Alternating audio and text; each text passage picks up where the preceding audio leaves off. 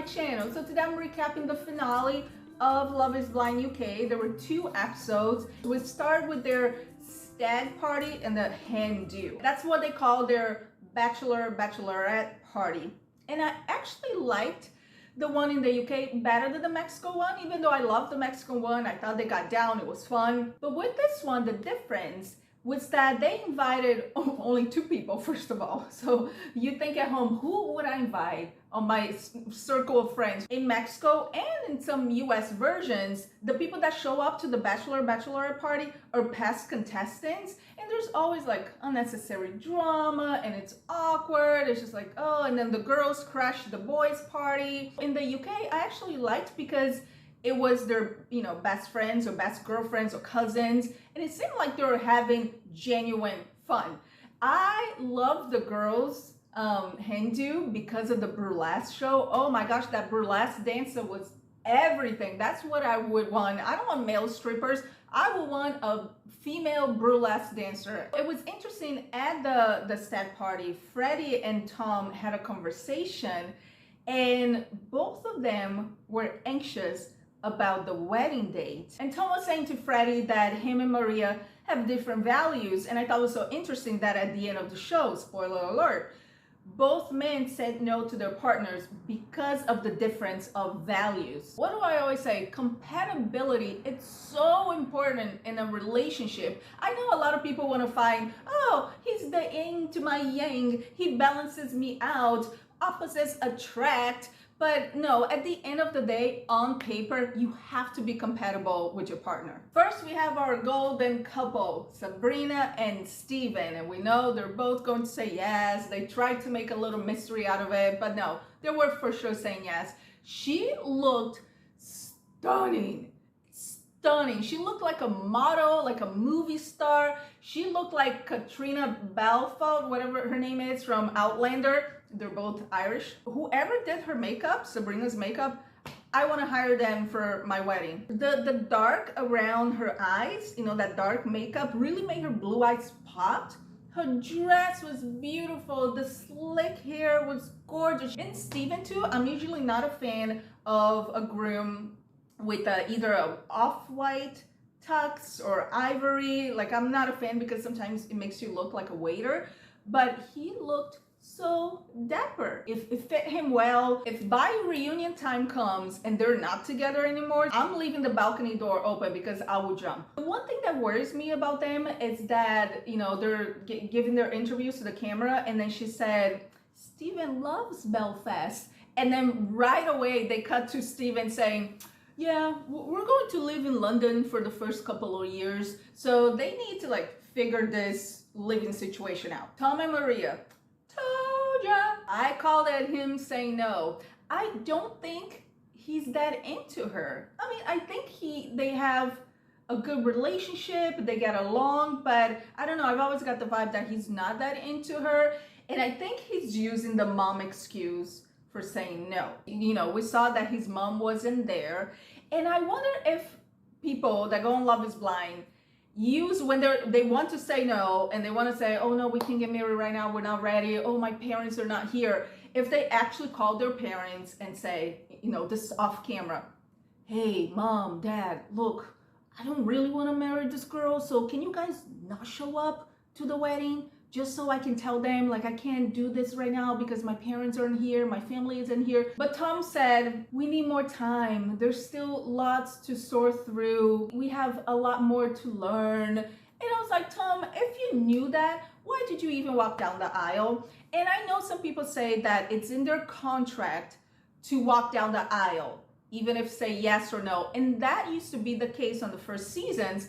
But as Love is Blind evolved, now couples break up, if they know that's not going to work and it's a mutual decision, they don't even walk down the aisle anymore. And speaking of not being 100% sure and thinking that, oh, we need more time, look at this video that I captured from Ollie at the stag party talking to his buddies, saying that he feels that him and Demi are jumping over a step. They're missing a step in the relationship by just getting married, that they didn't have a lot of time together to get to know each other.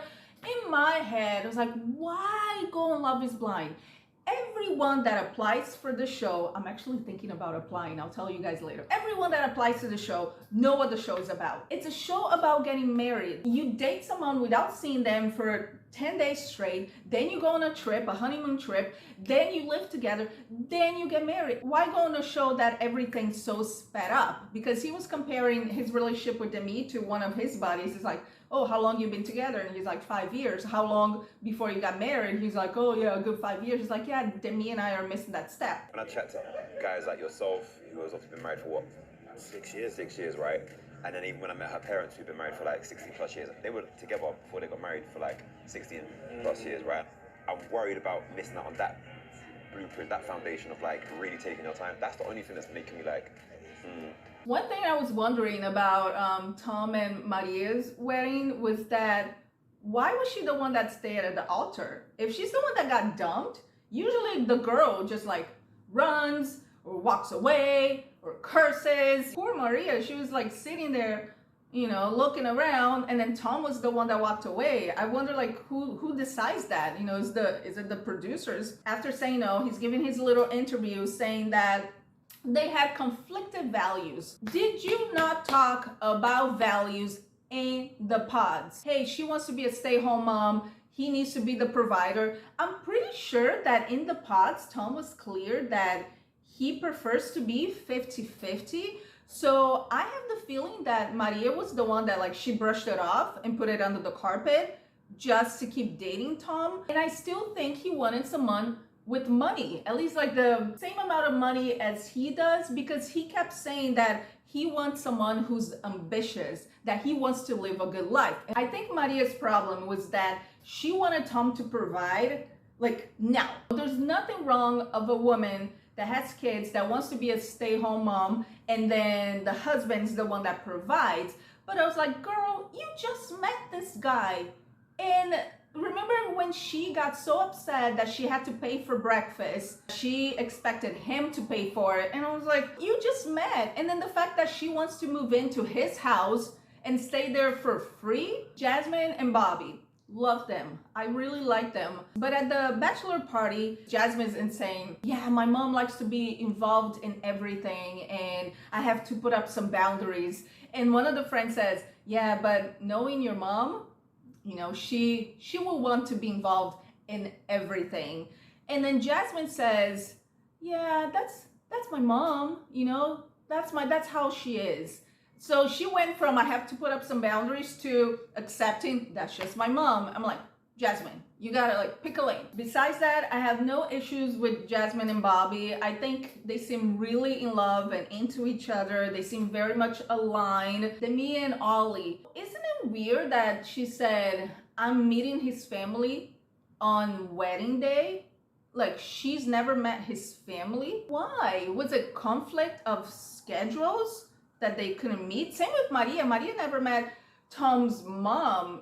She met their his sisters. So this one was a big shock for me. I'll eat my words because I thought that Ollie was going to be the one that said no, but it was Demi. I do not, for now. And I'm like, for now? What is this thing with everyone else saying like, not yet? I'm like, not yet. No, just say no and say you're gonna keep dating or whatever. But Ollie was so funny. That his face should be a meme by now. Because she said, I do not, for now. He's like, why? What do you guys think he meant by why?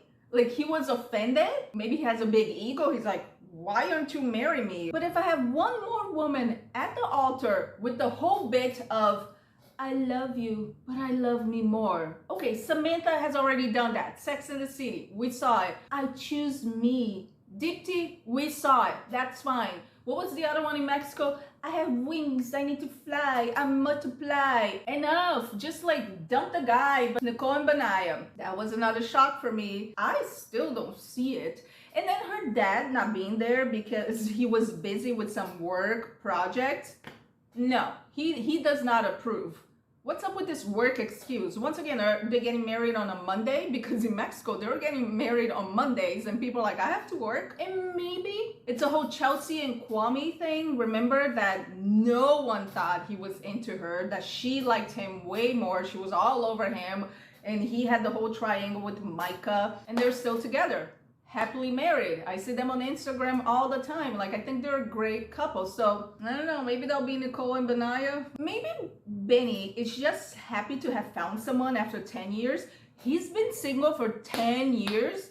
How can someone be single for 10 years? I don't know, maybe I'm a hopeless romantic / serial dater. I know it doesn't mean that he didn't hook up with girls, but he seems like such a sweet guy. Maybe he's like, it's the nomad life, you know, never being on one place for too long. I don't know, let's go to Kat and Freddie. So she's asked first. In the way she said it, I do, almost like questioning herself. She's like, I do, and you see her eyes are going side to side. They're not looking at Freddie, and she's like, I do. And Freddie, I think that everyone at home felt a sigh of relief, just like his sister in the audience, and she's like, oh, because Freddie said no, and then he tries to like give her a hug, and she's like saying between her teeth, don't hug me. I was like, oh my gosh, I guess physical touch is not her love language. Because remember when he was like rubbing her back when they were shopping, she's like, stop stroking me. You're stroking me like I'm a dog. So maybe she really doesn't like to be touched. By the way, I would like to know, because if she said yes, did she agree on the prenup? We never found out how they settled that prenup thing. There is a materialistic side of her. We can all tell. And I think Freddie, he saw right through her, because he even said, she's like, I think Kat is putting up this personality, trying to be the girl she thinks I want her to be. He said, I just like to stay home on the couch watching telly, and she likes going out and doing bougie things. He gave her this pair of diamond earrings. The way she cried when she saw those diamond earrings, yes, she's materialistic. If a guy gave me diamond earrings or a diamond necklace, I would probably look at it and think, where can I pound this and how much cash will I get it back? I think I would cry if a guy gave me plane tickets. Doesn't have to be first class, but like flight tickets to go, I don't know, Europe, Asia, Bora Bora. If he gave me maybe a gift certificate to a nice spa and I could get some Botox, oh, I would cry for that. I don't think all of this makes Catherine a bad person. There's nothing wrong with being someone that loves getting gifts. Nothing wrong with that. But I don't think Freddie's the right partner for her. She also came out very self-centered when she was crying and wiping her tears, saying, I feel embarrassed, but not heartbroken. And maybe it's the feeling of not being wanted. I think maybe it comes from her being adopted, because she was saying that my mother didn't want me. She never wanted me. But those feelings, she needs to work through therapy. And there is a rumor out there that she is dating Sam now. If at the reunion, Sam and her are together, I guess they kind of deserve each other, maybe. Maybe they're more compatible. Also, I loved Freddie's family, especially his sister. She was the voice of reasoning, and without being rude or overbearing. And what a gentleman Freddie is. He's such a stand-up guy. He went after the I don't, thing at the altar. He went to Catherine's parents and he talked to her mom and dad and explained the situation, apologized, and said that they might try to work it out. And I was like, me and Freddie. And in my head, I was like, this is what a funeral director does. Because to be a funeral director, I said that in my previous video, you have to be an empathetic person. And he came off so empathetic talking to her parents. Freddie is the best. So he said that he wanted to keep dating Kat. I was like, please don't. No, Freddie, no. Find a girl that wants to stay home and watch telly with you. I'll do it. Oh, there was another thing that I thought, how long do they stay apart between the bachelor parties and the wedding day? Because there was a couple of the couples that said that, oh, we spent this the longest time we've been apart. It worries me.